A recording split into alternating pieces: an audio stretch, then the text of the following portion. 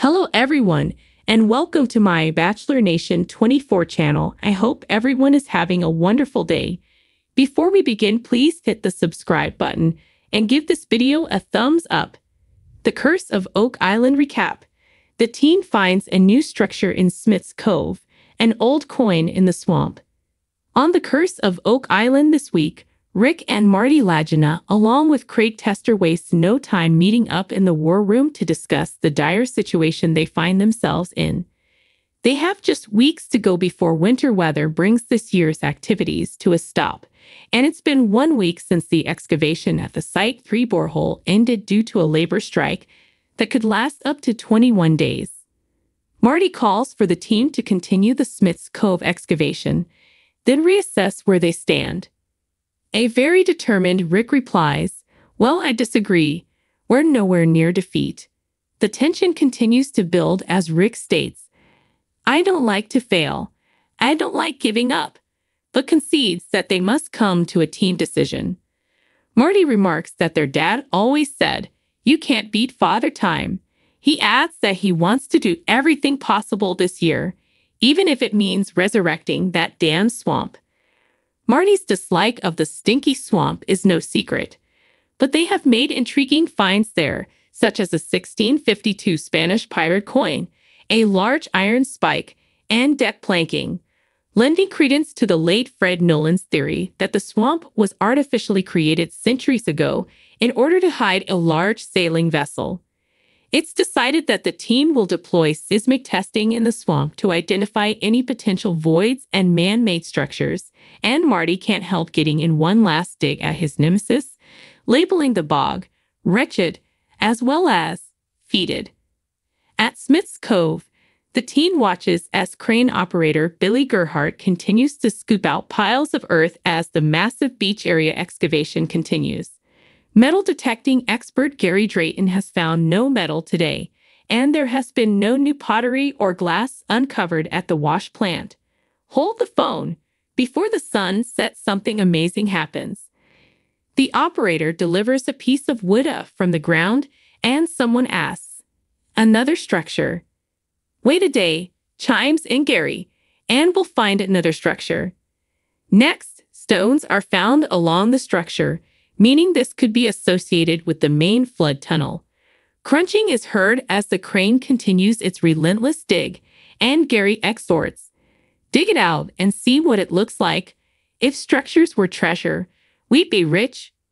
When a corner of the structure is found entrenched in the mucky mud, the excitement grows, and the team starts digging by hand, finding wooden slats. If this is a shaft that predates the money pit, it could be a breakthrough discovery. Then when they see water moving out from a pile of boulders, it's theorized they may have found one of the 5 stone box drains. "A heck of a lot of work went on down here," says historian Charles Barkhouse. Alex Lagina thinks this could mean they are close to the convergence point where the box drains join to form one tunnel, leading to the money pit treasure shaft. Elsewhere, the team talks to Chris Dona, a theorist, in the war room. He presents the team with information about constellations and explains he believes the stars were used to map out things on Oak Island, such as treasured locations. To this, historian and researcher Paul Troutman says, "As above, so below," a reference to the theories some believe about the stars holding the key to finding treasure. According to Dona, he believes that the star Spica, in the constellation Virgo, marks a significant spot on the eastern edge of the swamp, perhaps representing a back door to the money pit. Rick tells their guests that he and the team are always ready to hear the theories of Oak Island enthusiasts, such as Dona, because they have obviously done their homework and put in a lot of hard work to arrive at their conclusions. The others nod in agreement.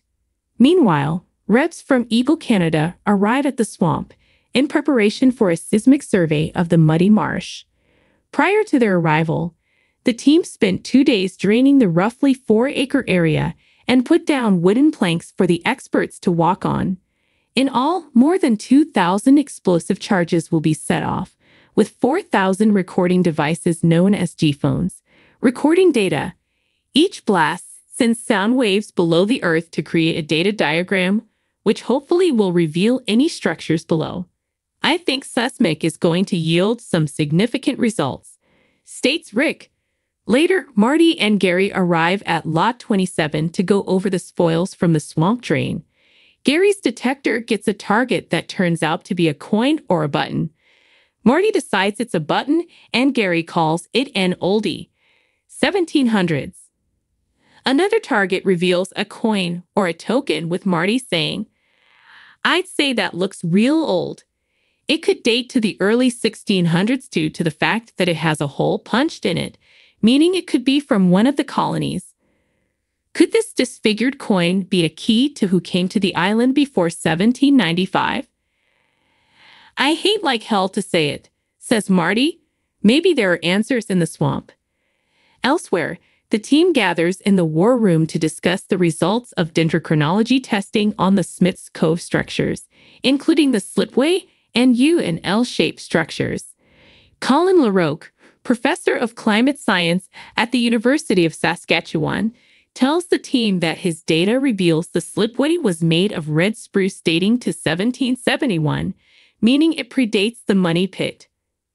Crate adds, "That's huge," when it's revealed that the slipway is some 2 decades older than the 1795 discovery of the money pit. Next, they learn that the U-shaped structure is well-preserved red spruce from 1769, meaning it and the slipway were put in at the same time, making this revelation the biggest thing that's happened since they started working on the island, according to Marty. A clearly happy Marty says that he was about to call off the archaeologists and call in the psychiatrists since nothing was making any sense up to this point. Discovering that something very significant happened in Smith's Cove years prior to the money pit?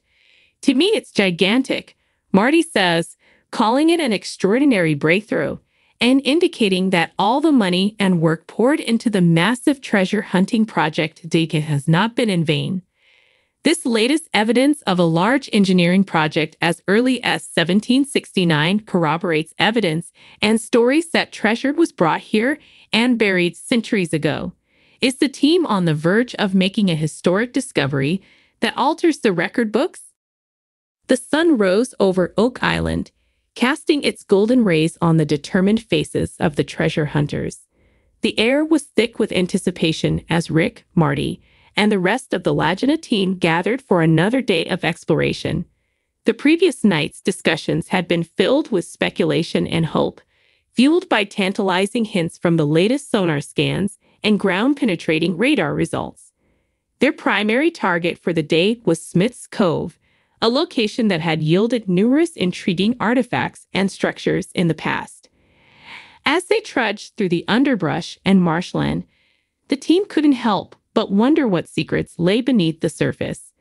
The Cove had always been a hotbed of activity, with its mysterious wooden structures and tantalizing hints of hidden treasures. As they arrived at the dig site, the team members quickly set to work. Crate Tester and Jack Begley were at the forefront, directing the excavation with their usual precision. The digging was methodical, each shovelful of earth carefully scrutinized for any signs of historical significance. It wasn't long before the first signs of something unusual began to emerge.